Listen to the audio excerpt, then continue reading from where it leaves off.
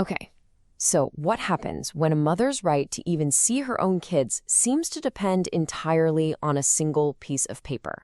We're about to dive into a multi-state legal war told completely through one woman's court filings that really shines a light on a deep, personal battle with the family court system itself. This question, it's pulled from a statement written for a court hearing, and it is really the emotional heart of this entire story. It's a cry of desperation from a mother named Heather Bendl, and it's a direct challenge to the legal system that is taking control of her family's life. So, in this explainer, we're going to follow the paper trail that she created. Through her own legal filings, we'll see exactly how one court order can ignite a years-long cross-country legal battle, all seen through the eyes of the person fighting it. All right, so what's this really all about? Well, according to the documents Bendl filed, she claims she has been completely cut off from her 4 children. We're talking denied any and all contact since August of 2021. Her filings paint a really urgent and, frankly, distressing picture. She alleges her ex-husband is withholding the children, which she says has led to severe neglect. She claims their school grades are plummeting, and most alarmingly, that one of her sons actually attempted suicide while in his father's care. And all of this, she states, is happening while she, a public school teacher, has a stable home ready and waiting for them. So this entire years-long conflict seems to come from one single source, one court order issued out of Illinois. This one document, it's the flashpoint for everything that comes next. Okay, so here's the order from April 27th, 2022. It gave the father sole parental responsibility, but... and this is the key part. Look at that last line. The mother's rights weren't terminated. They were reserved.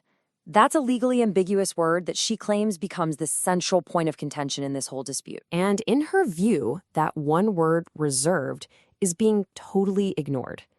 She argues this order has been twisted into a weapon enforced by her ex-husband and even school officials, as if her rights were just permanently gone.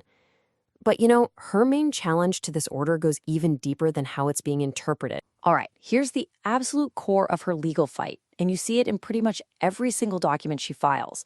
She argues that the Illinois court never even had the legal authority, the jurisdiction, to issue that order in the first place. This timeline, which she lays out in her filings, is, well, it's everything to her case. Just look at the dates. The father moves to Florida, then the kids. Then she moves. And then, right here, by February 2022, Florida has legally become the children's home state. That's a full 2 months before Illinois issues its big custody order. Now, to really get her argument, you have to know about this critical law called the UCCJEA. It's a big deal. It's a uniform code designed specifically to stop these messy multi-state custody fights. It basically says that only one court in the child's home state, which is usually where they've lived for the last 6 months, has the power to make custody decisions. So her argument under that law is super straightforward. She's saying, hey, by April 2022, our family center of gravity was firmly in Florida. Illinois, therefore, had lost its power to rule, making its order a legal nullity. Basically, a piece of paper with no real authority that should just be ignored. Okay, so armed with this big jurisdictional challenge, she takes the fight to the Florida court system. She's trying to get the courts there to recognize her rights in what she claims is now the children's true home state. And the court filings just document this relentless legal campaign in Florida. You can see the pattern, right? She files motions to vacate the Illinois order because of jurisdiction, then files emergency motions for custody, citing evidence of neglect. She even tries to get the judge disqualified for alleged bias. Every single action is just a different angle of attack on the same 2 problems. That original Illinois order and its real-world consequences, like having her driver's license suspended. And the results of this legal barrage? Well, according to her filings, every single attempt was shut down. The documents show a consistent pattern. Motions denied. Her challenge to the judge? Denied. The Florida courts, she states, just kept on honoring the Illinois order, effectively closing every single door she tried to open. So when you're facing these repeated denials in court, what do you do? Well, the filings show her strategy started to evolve. It expanded way beyond the courthouse and into the public domain. I mean, she started building a public platform from the ground up.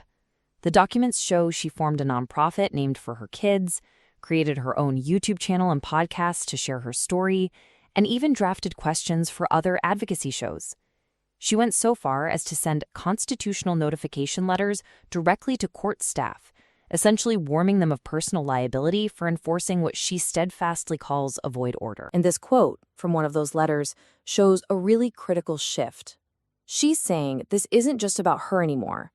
She now sees her own fight as part of a growing crisis where officials use the appearance of legal authority, the color of law, to enforce orders that she believes are fundamentally illegitimate. So after tracing this whole story through years of filings across 2 different states, we land right back at a really fundamental question, one that challenges the very nature of a court's power. The entire case, as she presents it, really boils down to this one comparison.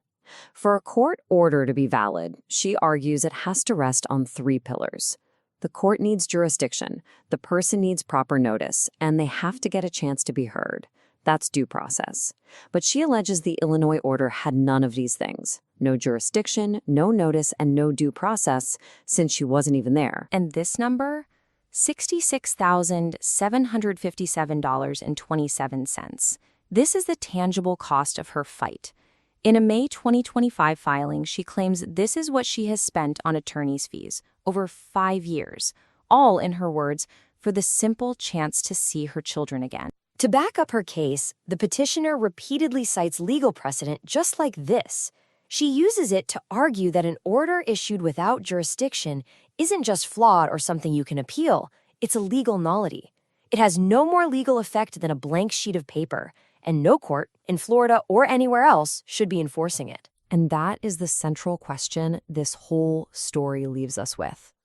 This collection of legal filings raises a profound issue that goes right to the heart of our legal system's power and its life-altering impact on the families it governs.